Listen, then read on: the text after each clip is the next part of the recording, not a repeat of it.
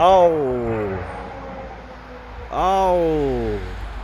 Ето до какво води безхаберието в държавата. Турски камиони с някакви съоръжения минаха и един от тях закачи горе металната конструкция на моста. В момента моста реално е разбит и опасен. Намираме се на път, републикански път 1.6, където това е един, бих казал, стар проблем. Първият сигнал, който е получен в Европейския център за транспортни политики, е от далечната 2021 година, от когато работим за това този проблем да бъде отстранен. Многократно сме изпращали сигнали както към прокуратурата, така и към Агенция пътна инфраструктура, които са стопани на пътя.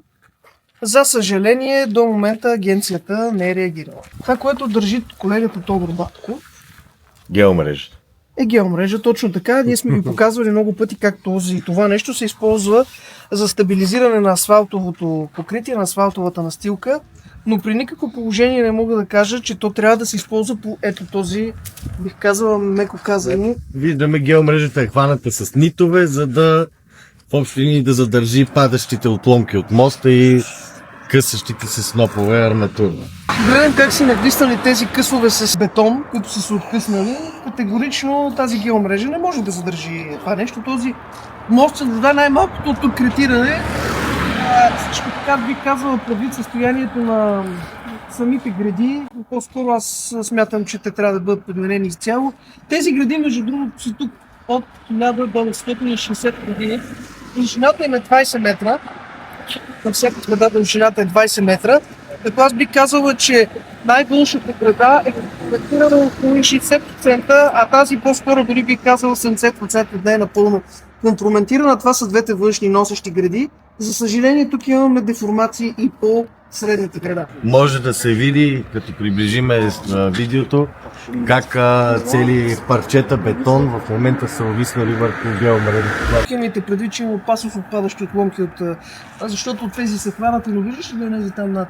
Там абсолютно нищо не ги държи. Руска рулетка, абсолютно руска рулетка. Десетки сигнали и общо взето реч от страна на държавата му.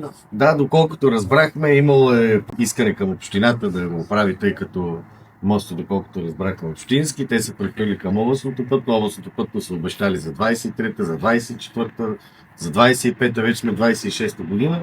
И може би чакаме някой да си изгуби живота, се активира на малко. Отгоре положението, колега, Искренов, какво е?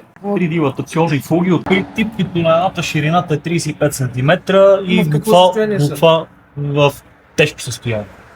Чакаме някой да се сети. Чакаме някой да се сети. Или моста да падне, ще видим кое ще е първо. Да, ние ще направим нужното, ще изпратим сигнал до Агенция пътна инфраструктура. Поредния, да. Между другото, тук сме инициирали проверка на прокуратурата, където прокуратурата констатира, че няма данни за извършено престъпление. Все още тогава имаше надзор за законност и те констатираха, че проблем няма. Така че сме се трябва да умре някой, за да има проблем в България. Да. Ама не, той тогава и като умре някой пак не е гаранция, че се задейства. Да, така е било писано, както с снега.